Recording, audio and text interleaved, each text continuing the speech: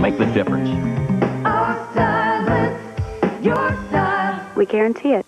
To laugh, to cry, to kiss your troubles goodbye. There's no place like Cheers. Weeknights at 10:30, only on Channel 5. Who is Rush Limbaugh? Me? Just a harmless, lovable little fuzzball. Weeknights at 11 on Channel 5. Occasional flurries this evening with temperatures in the 30s. We will be taking off again for 3 more stops.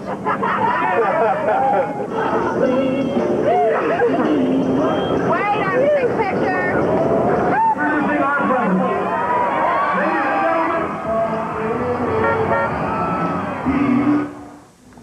You've done Paul something special in my life?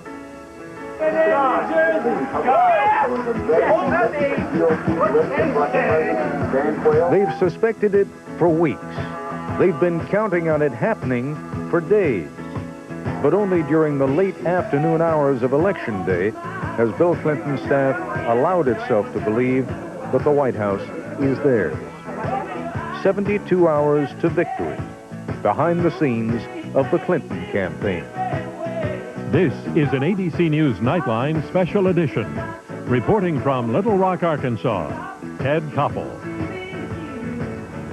Good evening from in front of the old Arkansas State House, where Governor Clinton last night made his victory speech. We're going to tell you this evening about a giant conspiracy. Actually, it's more of a collaboration than a conspiracy. The campaign was party to it, so were the Clinton and Perot campaigns, and so too were the television networks. Essentially, in fact, only you, the voters, were left out, which indeed is how it was intended. By last Saturday, Governor Clinton has told me he effectively knew that he was going to win. It's safe to assume that the same polling data that was available to Governor Clinton was also available to President Bush and Mr. Perot. But the Democrats didn't want their supporters becoming overconfident, just as the White House and the Perot campaign didn't want their supporters becoming discouraged. The networks, meanwhile, have been bombarded by criticism in years past that we have disenfranchised voters by predicting elections before the process is completed. So now, all of us, candidates, campaign staff, pollsters, reporters, all of us act as though we don't know. But behind the scenes, as you'll see later in this program, it's a different story. For the past 72 hours, we've been afforded extraordinary access to Clinton campaign headquarters and to Governor Clinton himself, culminating in a final interview just about an hour ago, the first interview with the president-elect. So we begin our program tonight at the point that we joined the final campaign swing, in Philadelphia, very early Monday morning. Press, let's go. The longest day of Bill Clinton's campaign for president started before dawn Monday. The first stop, a diner in Philadelphia. Thank you. Thanks. It's the day before the election. Back at Clinton headquarters in Little Rock, campaign staffers are gearing up for what will be their last day in the war room. Thousands of people waiting for Clinton this morning outside of the Philly diner in the rain. Looks absolutely great on TV this morning. I have 9 cities to go, but remember, on the last day of this great campaign to change America, I started it in the city where America began much of its future, Philadelphia. Goodbye. I love you. The next stop, Cleveland. From the plane, Governor Clinton checks in with his staff at campaign headquarters in Little Rock. Are we still ahead in the poll in Arizona? It's tight, but it's possible. It is an emotional time for me. I'm very nervous. I'm very hopeful. I know it's not a done deal, and I get very nostalgic about my friend of 20 years, maybe being elected president of this country. In Cleveland, Clinton, hoarse from delivering too many speeches, addresses his second rally of the day. I have nearly lost my voice trying to give you a voice in Washington on Tuesday. Why is he talking? Because he can't help himself. The Voice.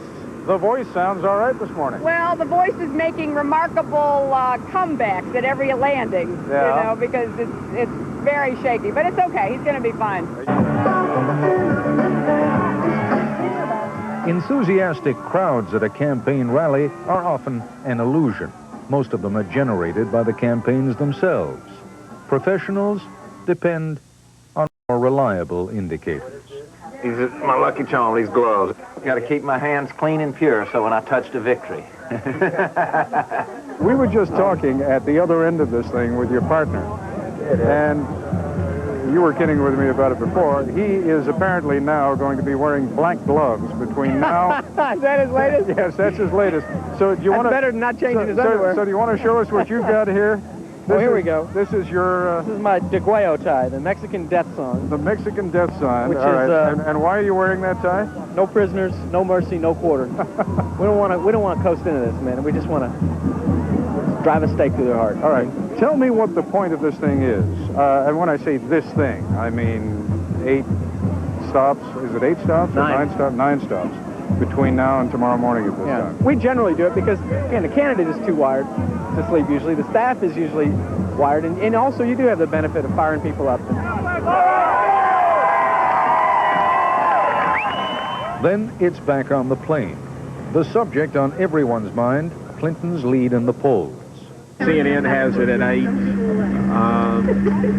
ABC has it at 7. If you took all the polls that are out there, the NBC, our polls, CNN's polls, they'd all average out around 7 or 8 points. I think you could be fairly comfortable with that. Children shouldn't play with matches. Media people shouldn't play with polls. They're dangerous things. They blow up in your face.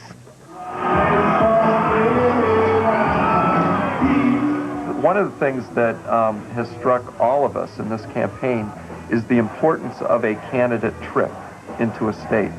There is an immediate effect, 2 points, maybe even 3 points in some cases. So, it's almost like a football game. Who gets the ball last can make a difference, and that can turn a narrow defeat into a narrow victory. Another stop, another rally, the third of the day, this time in Detroit. How do you do it? Must be really fatigued. It's the last lap, man.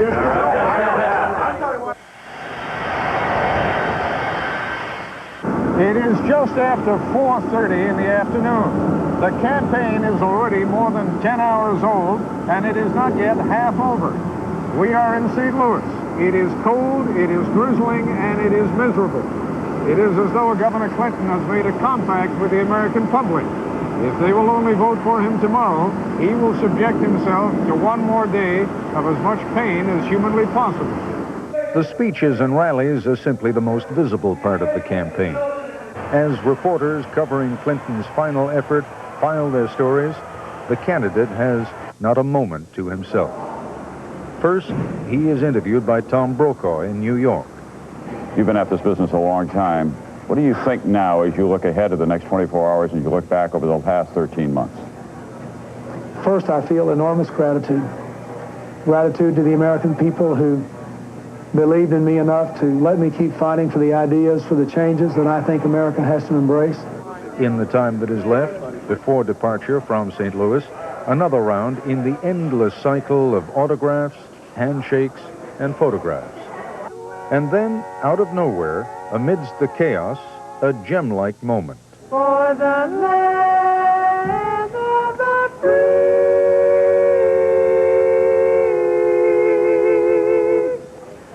and the home of the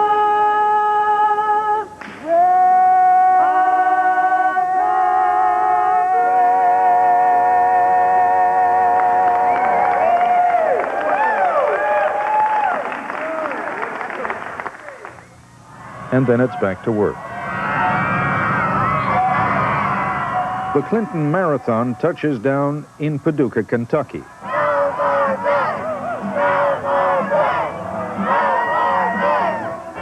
is the 5th stop I have made today. We began in Pennsylvania. We went to Ohio. We went to Michigan. Pennsylvania has a governor who's not supporting us. Ohio has a Republican governor. Michigan has a Republican governor. And Missouri has a Republican governor. And so we have to be there to make sure that to counteract the infrastructure in those states. By this time, almost everyone is having a hard time focusing. The media is bored by the repetitive speeches, and everyone is showing fatigue, except Bill Clinton. It's an interesting thing. I had a little last-minute campaign argument with my staff about whether to come here? Yeah, because they said, but it's not a big media market. I said, you don't understand. Wendell Ford and Bretton Jones said we have to go there because we've not been there, and we can carry Kentucky if we do. And it touches southern Illinois, where we're strong, Tennessee, it touches Indiana, it touches Missouri, even, and you know, it's multi-state impact. It's the biggest crowd we've had today, I think. Not only that, but behind those lights, I don't know if you can see them, there's just one satellite truck after another and one dish after another. Oh yeah, we got all the media from all these states. It was great.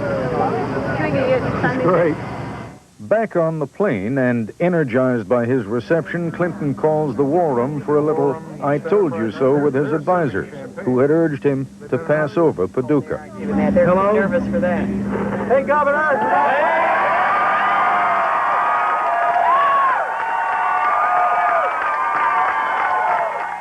Does this mean you think it's time for a change in America? Does this mean you think your candidate was right in going to Paducah against all advice? I'm proud of you. I'm grateful to you. Come see me when I get home in the morning. I want you to be the candidate.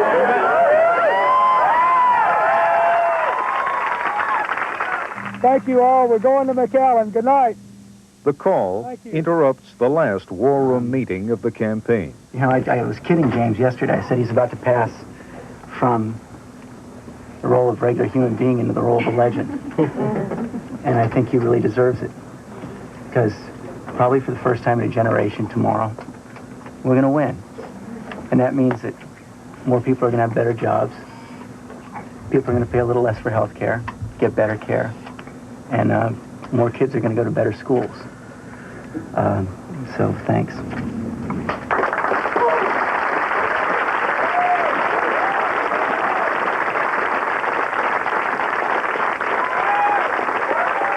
Back when I became a Democrat, and the way this party was really founded, and I think we forget it sometimes, is there's a simple doctrine. Outside of a person's love, the most sacred thing that they can give is their labor.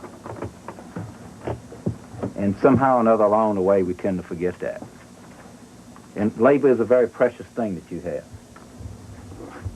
And any time that you can combine labor with love, you've made a merger.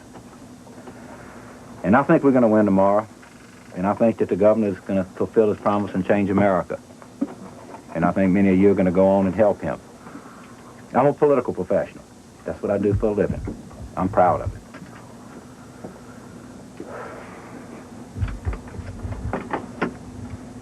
We changed the way campaigns are run. And people are going to tell you you're lucky. You're not. Ben Hogan said golf is a game of luck. The more I practice, the luckier I get. The harder you work, the luckier you are. I was 33 years old before I ever went to Washington, New York.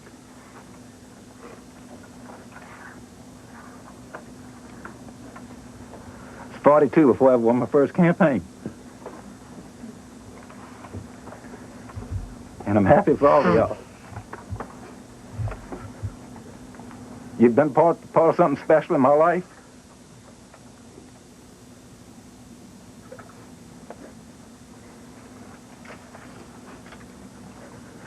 Now, never forget what y'all have done. Thank you. 72 hours to victory.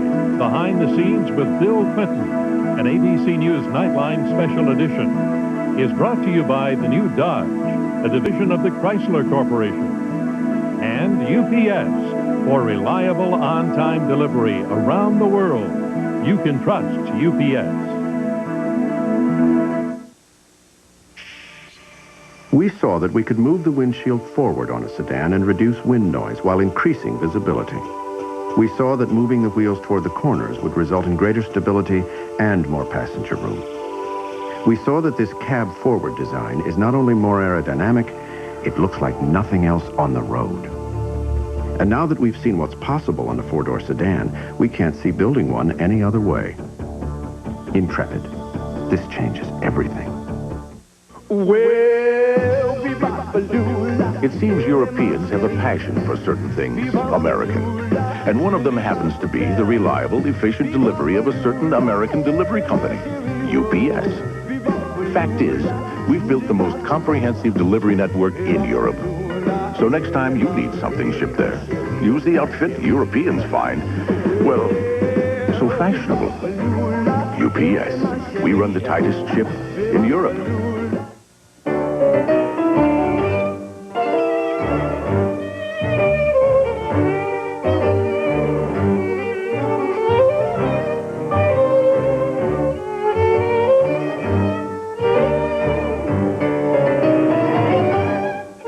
Presenting Campbell's new double noodle soup. Twice the amount of noodles for those with a true passion for the simple noodle. Took me about 25 years to see things the way I do now. And I think I'm still learning. One thing that a customer should get is the feeling that he is the most important person in the place.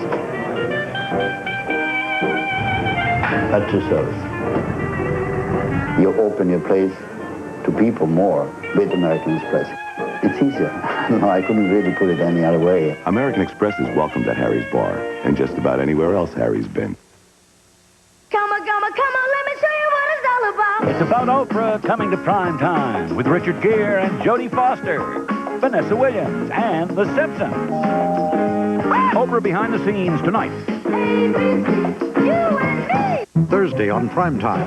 This hidden camera investigation may forever change the way you shop for food. The fish smells to high heaven. They soak ham in Clo Rock.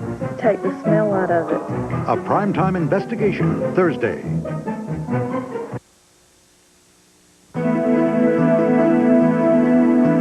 Tonight's ABC News Nightline Special Edition now continues. Once again, Ted Koppel.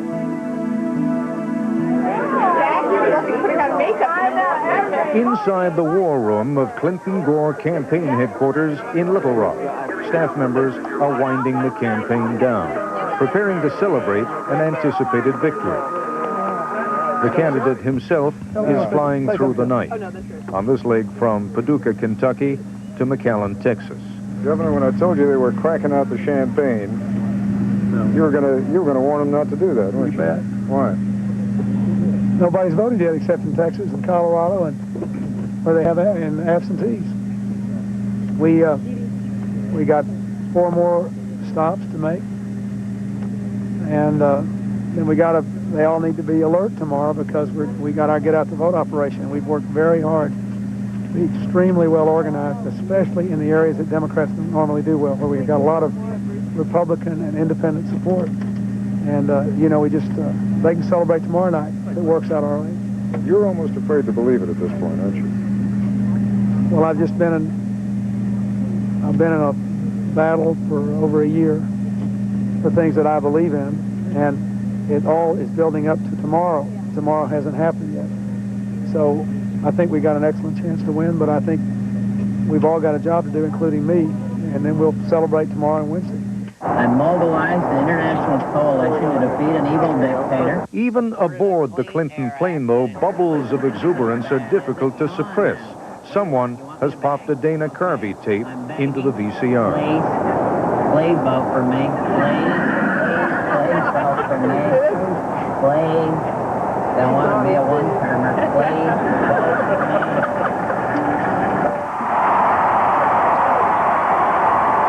The real George Bush has one final campaign stop. And I think America likes a comeback. I think they like somebody that fights for what he believes in. And that's what I am doing right here, right down to the wire. Roughly 20 minutes ago, President Bush made his final campaign appearance in Houston, Texas.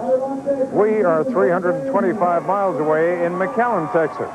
And Bill Clinton is just getting warmed up.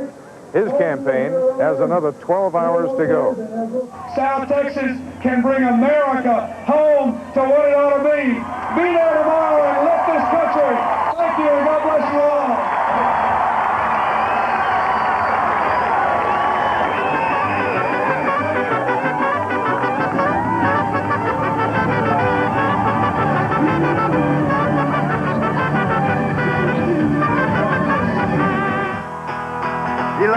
tell us that we are better. Next stop, Fort Worth. Yes, his favorite line, of course, is read my lips. But I've been sweet-talked before, and I don't like it. You know, when I get screwed, I like to be kissed. So it's up against the wall, Republican president. The crowds which come to these campaign rallies are, by definition, loyal supporters. It's up against the wall, Republican president. Yes, it's time for a change. So long, bye-bye!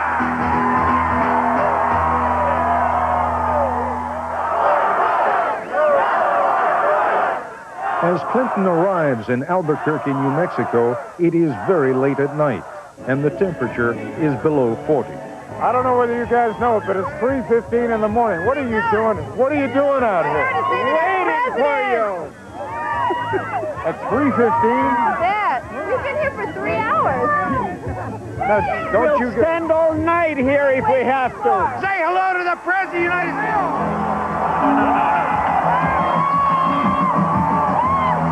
Change is good.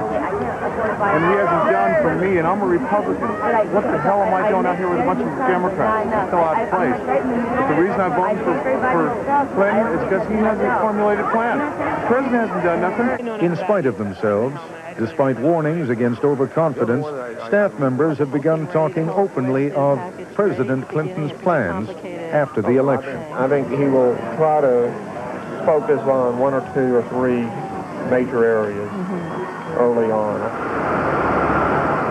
There is one final stop on the Clinton campaign, Denver at dawn.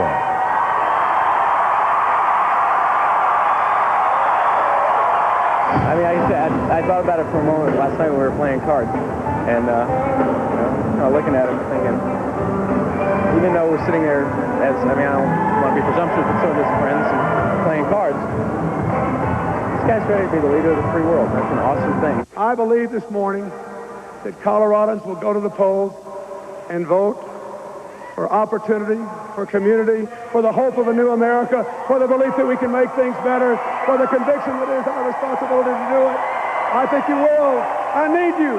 Be there, and tonight we will celebrate a new future for the greatest country in the history of the human race. Thank you, and God bless you all. It's going to be all right. Come out of this on the right side? You bet. You bet. It's done. It's done. We're finished.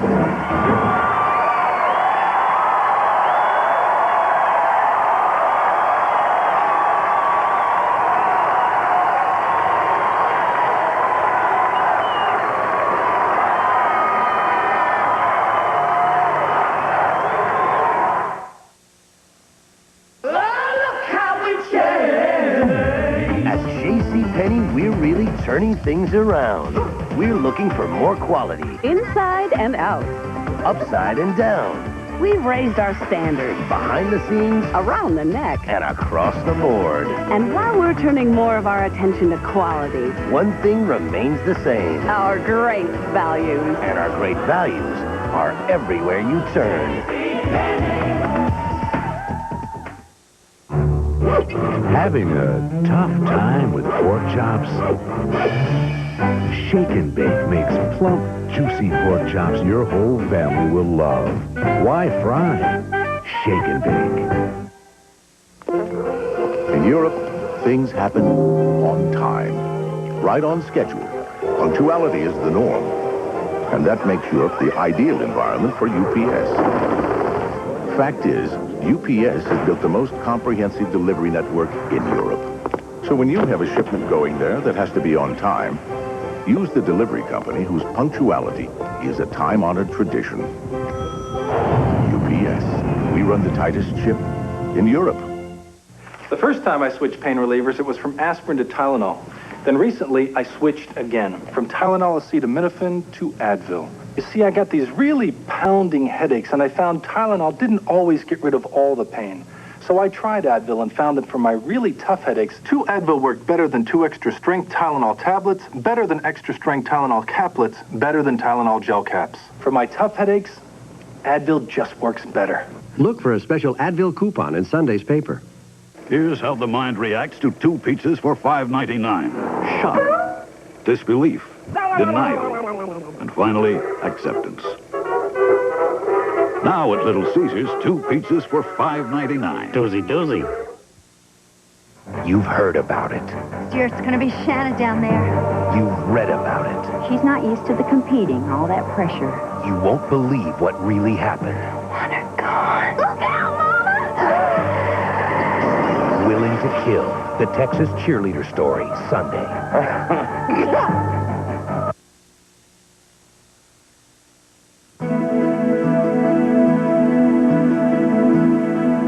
72 hours to victory. Behind the scenes with Bill Clinton, an ABC News Nightline special edition. Will continue in a moment. Can having a baby put your sex drive in reverse? What about sex? What's that? How to be both good parents and good lovers. 2020, Friday. Sizzling morning, noon, and night. Saturday morning with a biscuit, you put bacon, egg, and cheese, and a bacon double cheeseburger, just bacon, and cheese. Makes you tremble in your knees. Put some sizzle in your morning and sizzle in your night. Put some sizzle in your middle. Bacon sensation's just another way to say what you want is what you get at McDonald's today. Now get a delicious bacon double cheeseburger, our famous large fries, and an icy medium Coca-Cola for just $2.99 at participating McDonald's. You'll be amazed when you try new Healthy Favorites cheese. Is that a diet cheese? Rather eat the wrapper. Craig, Healthy Favorites is different. It's from Kraft. Sure, it has half the fat of regular cheese and fewer calories, but Kraft makes it taste so rich, so creamy, so delicious. Excuse me. This is good. Did you make one for yourself? Men are so predictable. New Healthy Favorites from Kraft. It'll be your favorite. The day after, how did Clinton and Bush spend it?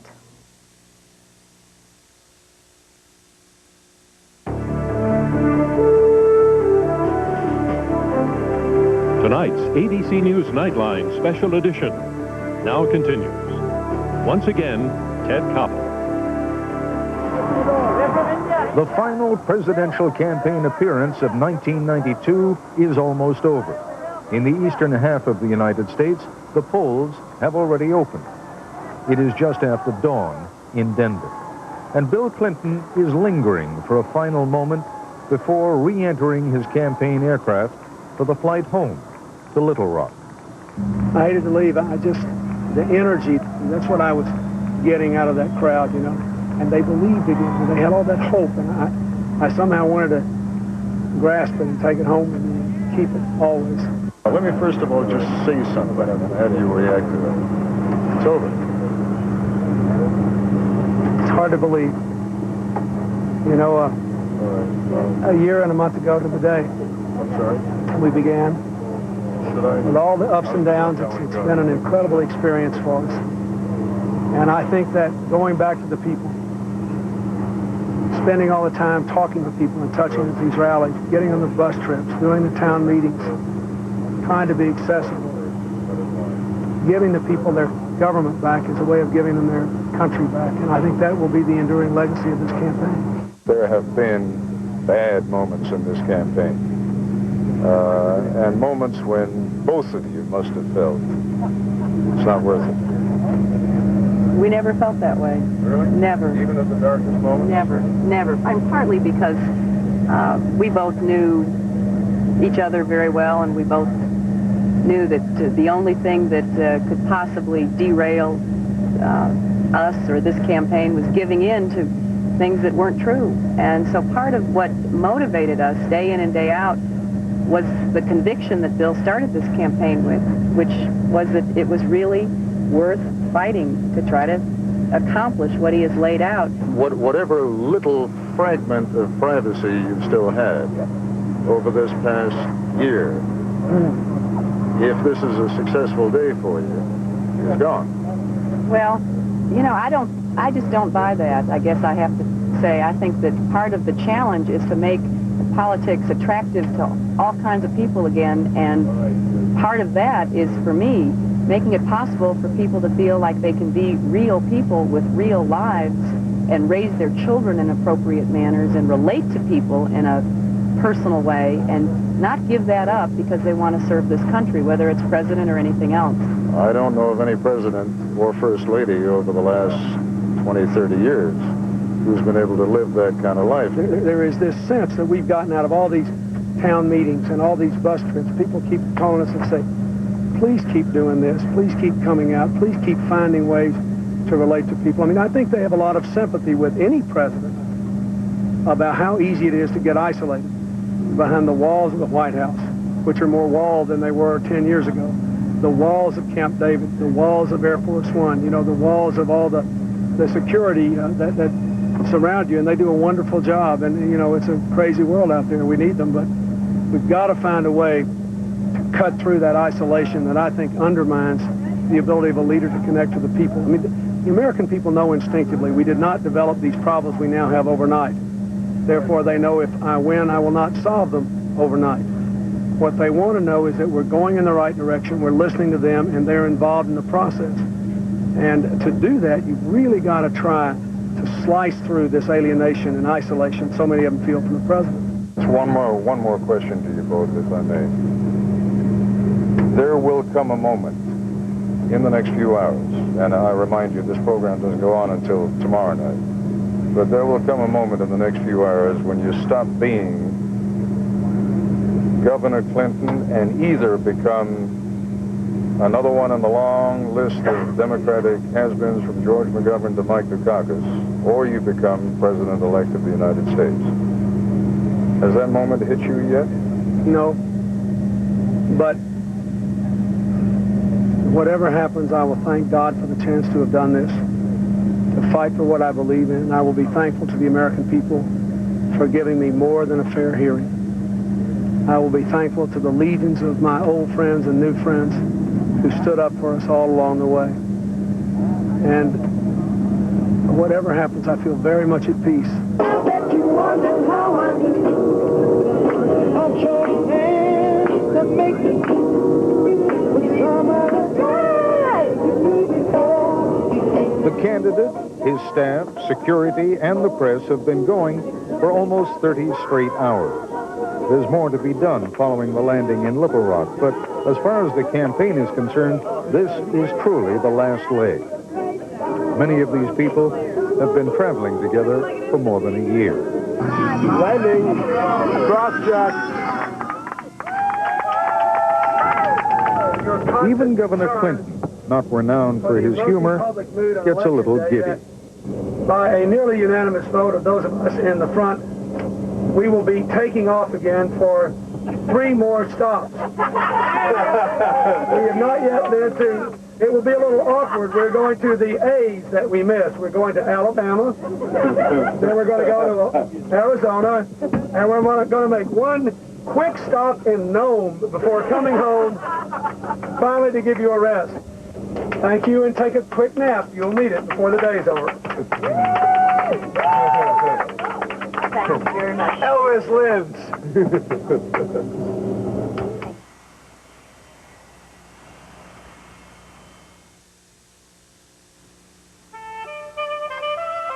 No one has to tell you that doing business today is more challenging than ever.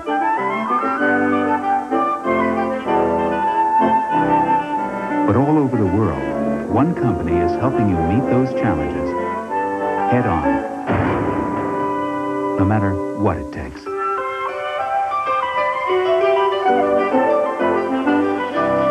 New challenges, new thinking. We saw that by moving its wheels toward the corners, we could make a sedan handle like a sports car. We saw that through precise tuning, we could vary the road feel, giving you a choice of 3 different suspensions. We saw how tires designed to our specifications could enhance not just handling, but quietness. And now that we've seen what's possible in a 4-door sedan, we can't see building one any other way. Intrepid. This changes everything. Hi, it's me again, the TV. Look, if we're going to spend quality time together, I think we need to open up a little. So, I'm a Taurus. Turnoffs are dust, power surges, and people who flip the remote. Favorite reading? TV Guide. Because TV Guide has the best stories about me. So you're tuned in and we have a better time together. This issue, Old Blue Eyes is back. Now, tell me about you. Ooh, out of time. Don't watch TV in the dark. Everybody needs some money sometime. Everybody. When you need money fast. Hello, Sue. Come to Western Union. We send more money to more people in more places than anyone else. Western Union, the fastest way to send money. If we were to make a new kind of Velveeta shells and cheese, we'd add rotini pasta and tender broccoli to a rich, creamy Velveeta cheese sauce. And then you know what would happen? Something good. Try Velveeta rotini and cheese with broccoli. Come on, let me show you what it's all about. When the kids get chicken pox, Al gets a roommate. My mother has 17 years of me growing up, and she put them all on 12 8-hour tapes. It's a special hour of home improvement. Next. Thursday, look who's coming to ABC. No kid. Andy Griffith returns as Matlock with an all-new 2-hour movie mystery. I'd like to talk with you a little bit about murder. Thursday, it's a Matlock special, this time on ABC.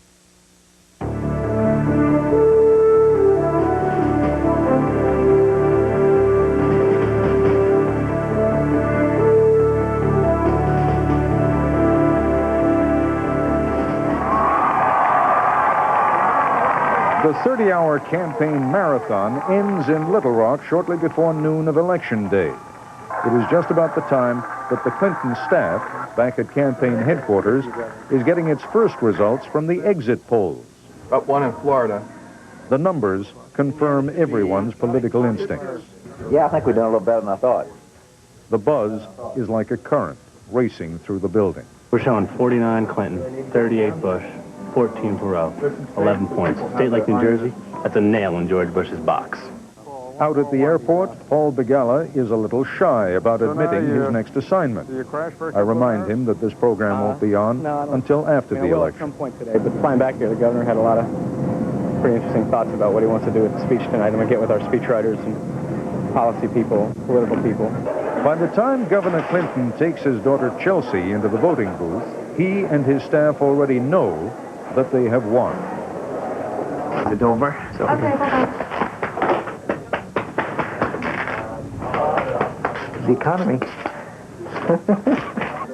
As the afternoon wears on, television news organizations, acutely conscious of criticism that they have discouraged voters across the country by announcing results before the polls have closed, newscasters are telling their audiences a lot less than they know. 53. But behind the scenes, reporters and campaign staffs routinely trade information on what their respective polls show. 49-30. Indiana, you're behind by 4, 39-43. By 5 o'clock, it is already pretty clear who has won or lost which states, and roughly what the final figures will be. They're calling. The computer's calling it. They've got enough of a field to call Michigan. Where was Michigan? Where was Ohio? Okay. Have you adjusted to the notion yet there is that magical transformation that takes place when a guy stops being a candidate and starts being the president-elect? Not even close to it. It doesn't compute to me at all. But you're... I mean, he is still Bill, and we still have meetings here in this little office in Arkansas, and the idea that this is a landslide and he's going to be president, and it does not, I can't quite fathom it. It's little by little, the more I hear the numbers and I watch it on television, it's beginning to sink in. But it's going to take me a while. He may have to be the day he puts his hand on the Bible and says, I'm ready. It's both superstition and strategy. Don't think beyond election day. We literally stop ourselves from having, I mean, how many dinners, I mean, we all have dinner together every night. How many dinners have we been out to where somebody starts thinking past November 3rd and, you know, what'll happen if this, or who will have what job, and literally it doesn't take us 60 seconds for everybody to, don't say it, we're too superstitious. Now he is, or will very shortly be the president-elect. I mean, you know that. Now it's simply a formality. Right. Can you see him that way yet? No, I mean, it's hard. It's different. I never called him Bill. I always called him Governor, but I was sitting on the couch an hour ago, and I don't know what to call him when he calls. And I was really like, you say, Mr. President? The Clinton campaign has been something of a children's crusade. Many top staffers are in their late 20s and early 30s. Mickey Kantor, a close friend of Bill Clinton's for 14 years, is a contemporary of the governor's. He has been the campaign chairman, but he too realizes that things will now be different. It'll be a new thing for a lot of us who are close to him, but I think it will be different. Did you start calling by his first name? I won't, no, not anymore. He's President-elect Clinton as far as I'm concerned. I'm scared. I think it's a little bit like, I'm kind of scared to see him the first time. I mean, my only other experience has been with governors and senators. I mean, I know that once someone gets elected, the relationship changes. It's inevitable. I have no idea what it's going to be like when you see somebody in the president-elect. I mean, I've never talked to a president. James Carville is a warrior, a mercenary, a political hitman for hire. But he also operates by a rigid code of honor and is enormously proud of the fact that Mary Matalin, the woman he loves, who is a political strategist for President Bush, operates by the same code. James, I'm going to ask you a very personal question, and while I don't know you well, I know you well enough to know that if you don't want to answer it, you'll just tell me to shove it up my nose. How does Mary feel today? Well, I mean, I think she's hurting. I mean, who wouldn't be? She's, you know, they got a lot of rats over there that left the ship. She was not one. I mean, I'm real proud of her. I would say that to anybody. I mean, there were a lot of people over there that jumped. She never did. I mean, you know, she fought her heart out. I think she fought her heart out. I think Tory Clark fought her heart out. I think Lynn Martin acquitted herself well. I think there's a lot of people over there that's been around too long. But I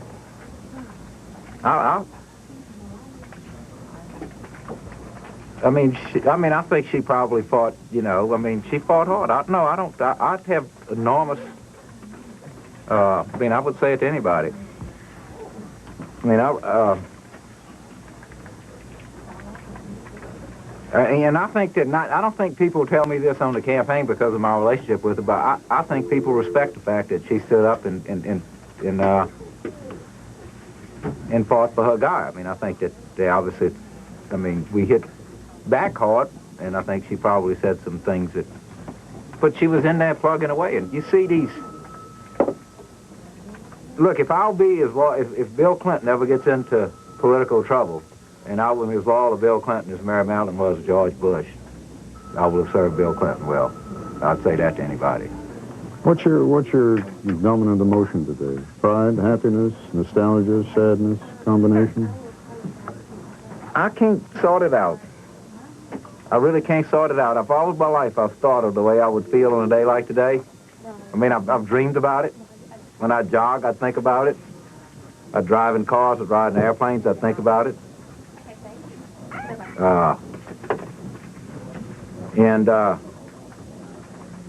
It sounds stupid, but I just really don't know what I think. I really hadn't got it out. I think that the thing, I'm really happy for the government, or the president-elect, I guess I should say.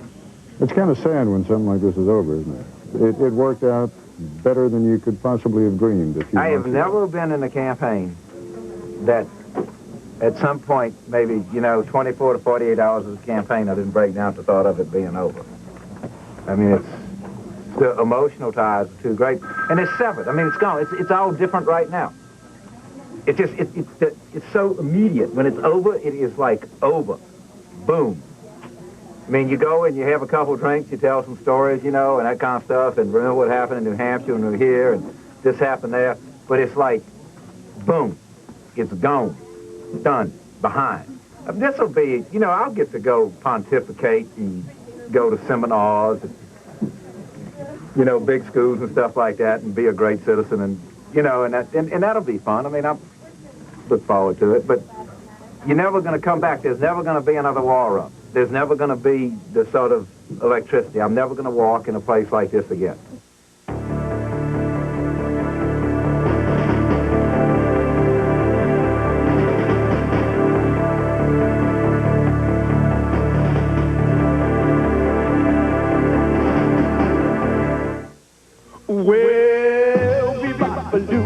It seems Europeans have a passion for certain things, American.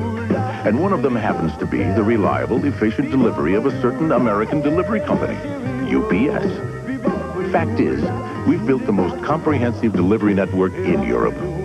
So next time you need something shipped there, use the outfit Europeans find, well, so fashionable.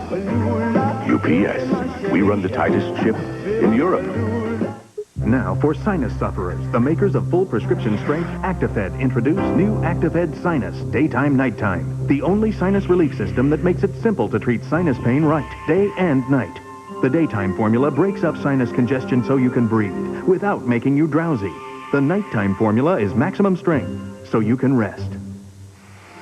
Your sinus is better? Yeah. New Actifed Sinus, daytime, nighttime. Treat sinus pain right, day and night. We saw that a sedan could have standard airbags for both driver and passenger without costing a fortune. That thoughtful touches like air ducts in back as well as in front could enhance passenger comfort. We saw that with a cab-forward design, we could devote less room to machinery and gain more room for people.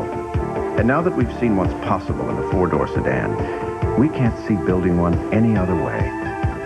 Intrepid. This changes everything. If your business relies on 800 service, you may think of your phone line as your lifeline. So choosing AT&T 800 service is important. With another carrier, you could lose more 800 calls day in and day out, and they're twice as likely to have an outage. But relax. With AT&T, the most reliable 800 service, you can get more 800 sales and a healthier bottom line. Sunday, November 15th, the television event of the year. I'm going to Kansas City. The story you only thought you knew. But you never knew the price they paid. I hate the wheel. The Jacksons, Sunday, November 15th.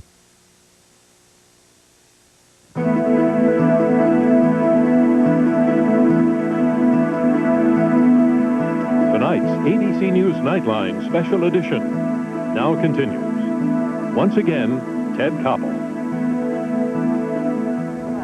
Has someone told you yet, because I honestly don't know the answer, is it at this point appropriate to call you governor or Mr. President-elect? What's the... I think governor. Is there such a title as Mr. President-elect? Oh, no, I don't think much about titles. I don't know. It never occurred to me before. Yeah, because, you know, I'll tell you, a lot of your staff are wondering what to call you now. Can we just go over there and sort of lean against the riser, maybe one of the last casual pictures we get of you? Dusk was falling over Little Rock just about an hour ago as we walked out into the garden of the governor's mansion for a few final thoughts on these last 72 hours in Bill Clinton's life. You going to miss this place? Yeah, very much. I'll miss the house, the grounds, the neighborhood. I'm really attached. I think it became obvious to people in this election, and I'm very, very much attached to my roots here. And it will be difficult for me to give them up. You and I have talked a couple of times over the last 48 hours or so about that magic moment when you begin to feel, your wife Hillary begins to feel, the staff members begin to feel, the reporters covering you begin to feel that you're not quite the same person you were. I know you're going to fight that. You still feel like the same person, but you know you're not, don't you? Well, I have more responsibilities now. And I have even a higher sense of obligation. I'm happy about it. I'm exhilarated by it. And I'm still pretty, I'm a pretty loose person, pretty laid back. I don't take a lot of these things too seriously, but this is a very important time for this country, and it's beginning to sink in. I mean, today I didn't go to bed until about 4 last night, and as you know, I worked 30 hours the day before, so I was awfully tired, but I just finished my first 2-hour meeting with the board of my transition operation. We've gone over a lot of the kinds of decisions we need to make in a short order and the kinds of things that we'll have to do between now and the first 100 days of the presidency. And there's just an immense amount of work to be done, all the while trying to be faithful to our obligations to thank the people who helped us and to maintain the kind of can-do and open and flexible culture that was so dominant in our campaign. So I spent 2 hours of rather mind-boggling hours thinking about what comes next. So I don't expect that I'll have a lot of time just to sit down and revel in the election. You know, there's just not going to be much time for that. I don't think you will. Are you going to, normally, it's foreign policy that comes first, and indeed, when you met with the reporters here this afternoon, you were instantly making it clear to friends and foes alike out there, there's always that danger that someone's going to misinterpret the American process, which is so natural to us and seems so strange to other countries. You also mentioned the economy. When it comes to naming your cabinet members, are you likely to stick with tradition, or are you going to send another signal? I'm not going to ask you who you're going to name, but maybe name a Secretary of Treasury first, or a leader of OMB. I mean, something to say to the American people, the economy is going to come first. I think the American people will be very clear on that as they watch the conduct of this transition. I haven't made a decision about what cabinet members to name in which order. That may in some measure be a function of how we come in the selection process, but I am going to focus like a laser beam on this economy. And foreign policy will come into play in part as it affects the economy. Healthcare comes into play in large measure as it affects the economy as well as the lives of millions of Americans. But we've got to keep that focus because so many of our social problems have been aggravated by economic difficulties. There's more child abuse and neglect than there would be if we had a healthier economy. There's more family breakup. There's more crime. And I'm not blaming child abuse, family breakup, and crime on the economy, but the economy makes those things worse. And we have got to focus on the things that we can have an impact on early on and then reach out and radiate to these other things we want to bring in. Any calls yet from foreign leaders? Some were placed today, apparently, when I was sleeping, and I just couldn't call them back. But I intend tomorrow to make some calls back, and we'll see who's called and what the appropriate thing to do is. I'm anxious to have some conversations with them, but I thought that today I ought to spend some time focusing on my own responsibilities. Is there someone there with sort of a Robert's Rules of Order for you? I mean, there aren't a whole lot of people who have become president of the United States, and not many to tell you what's appropriate and what's inappropriate. Yeah. Well, we have some people who've done a good job of studying transitions. They've done a good job of trying to sense the proper protocol of how I should do this. But, you know, I'm a very active, hands-on person. It's my style. It's the way I've governed here.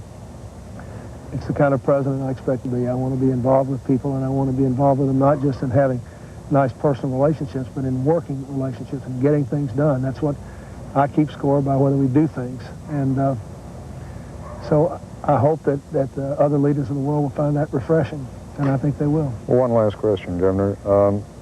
How many months do you give yourself before the country's problems cease being Bush's problems, Reagan's problems, and become Bill Clinton's problems? Oh, I don't know. That'll be up to the people, I guess, to some extent.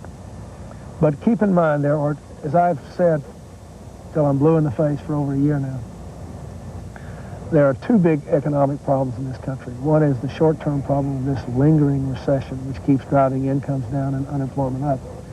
The other is the problem that has gone on now for nearly 20 years of steadily declining American productivity, where we're not generating wealth at the same rate as many of our competitors.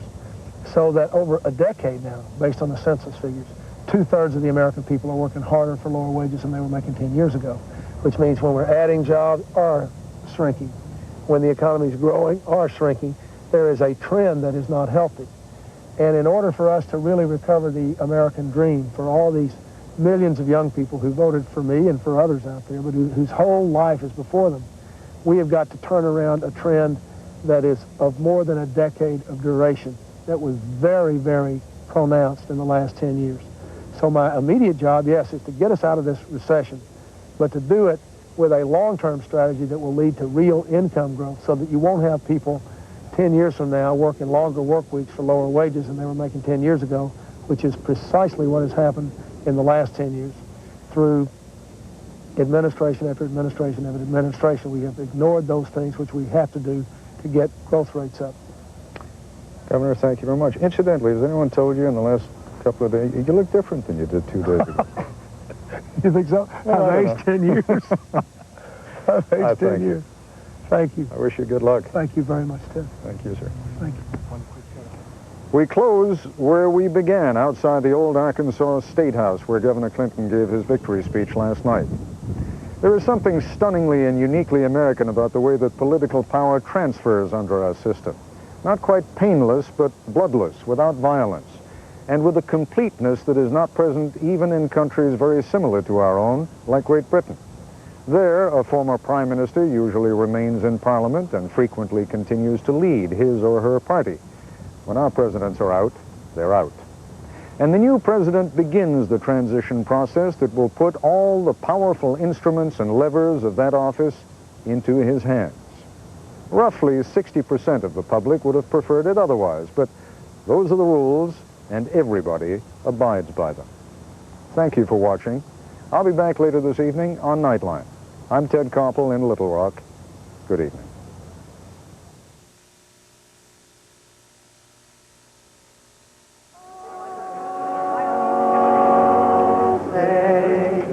Can you see by the dawn's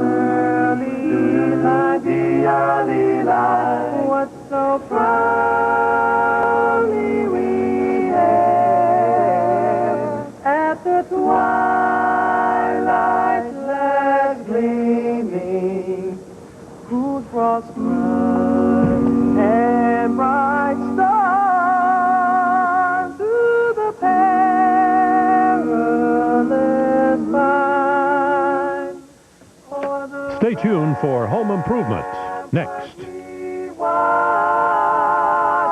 We're so gallantly streaming, and the rocket's red glare, the bomb bursting in air, gave proof to the night that our flag was still there. Oh, say does that star-spangled banner yet wave for the land of the free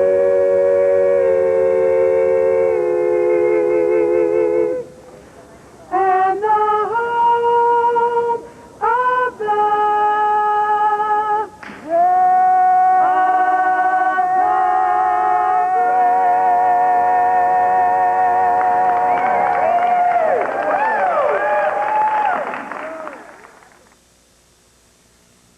If you wish to order a videocassette version of an ABC News Nightline Special Edition, 72 Hours to Victory Behind the Scenes with Bill Clinton, call 1-800-ABC-7500. Use your Visa or MasterCard. The cost is $19.98 plus $3.95 shipping and handling. If you wish a transcript, please send $7 to 72 Hours to Victory Behind the Scenes with Bill Clinton, Journal Graphics, 1535 Grant Street, Denver, Colorado, 80203.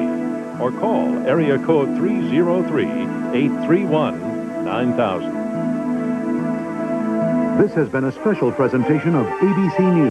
Based on a true story. You want them dead, break her legs. She would do anything to get her daughter on the cheerleading squad. I want it gone. Anything. They say she's willing to kill. The Texas Cheerleader Story Sunday. Ever since Paul learned the ABCs of a Northwest Bank home equity loan, all he thinks about is his house. My House by Paul. Who can blame him? Norwest has home equity loans of $5,000 or more with no closing fees. I made this in shop class. and interest rates under 9% APR with a 4-hour response on your application. For show and tell, I brought my front door. Call Norwest Bank for the ABC.